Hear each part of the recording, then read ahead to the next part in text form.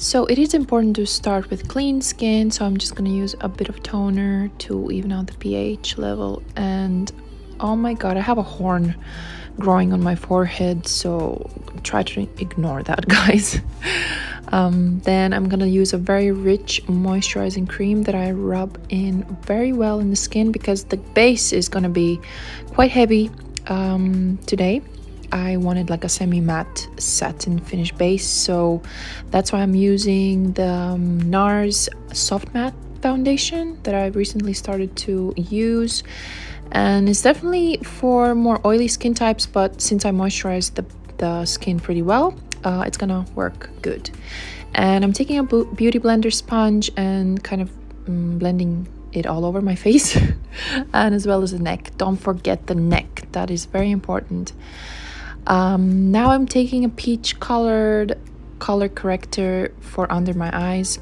I think that is a very good technique if you want to get rid of these undertones without adding too much coverage, and as well as that horn needs to be covered, so I used a green concealer.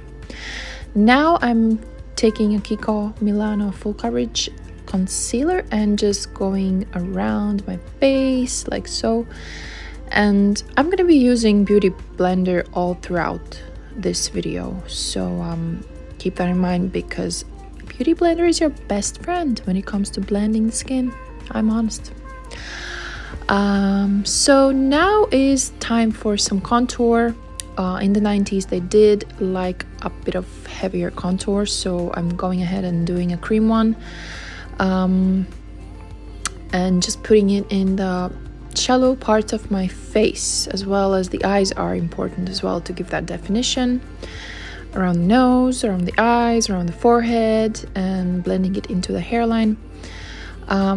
I like cream contour because it's so easy to blend, you know, and by using the like powder on top, it really seals the whole base. Here I'm using a Laura Mercier powder. As well, I like to mix RCMA translucent powder on top, because I feel like it really seals the shiny parts and it really makes the makeup more long lasting. So I'm concentrating it around my eyes, around my nose, on the horn, and basically any areas that could shine.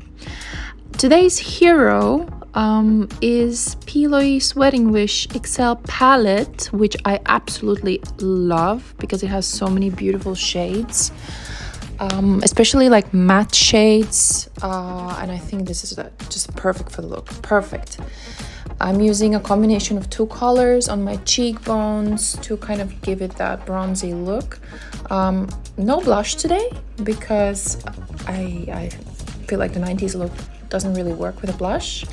And then I'm gonna define my eyebrows with a bit of Anastasia Beverly Hills brow gel and a blonde brow gel. This is just gonna make everything stay in place.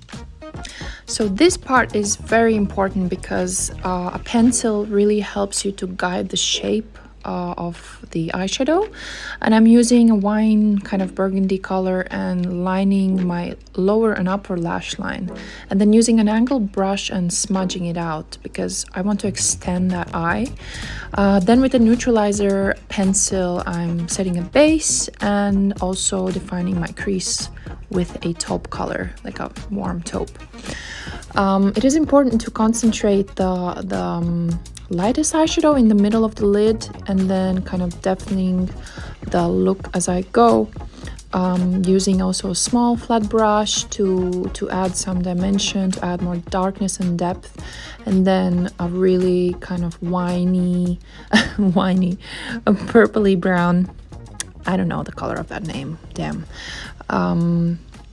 And then defining the wing, basically. The wing is the most important thing for this look. Very also important to add a bit of medium brown in the inner corner to just kind of marry all the colors together. And then I'm gonna curl my lashes and apply some mascara.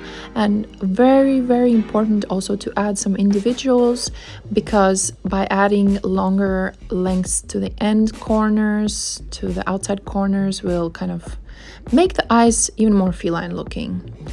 Again, the neutralizer pen around the brow bone to bring it out, and then I like to make the lips look fuller and bigger by applying it on the cupid's bow and also kind of in the lower lip.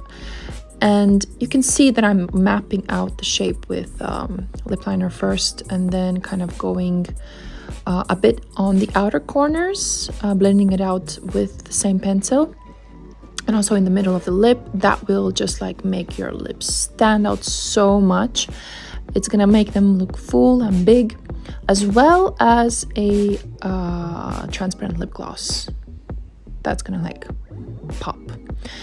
And then just doing less touch-ups, and you have the look ready. I hope you liked this look. I hope you enjoyed it. I really love how it looks on me. I think it would suit basically any person because the colors are so complementary to anyone, honestly. Thank you for watching, guys. Speak soon. Bye.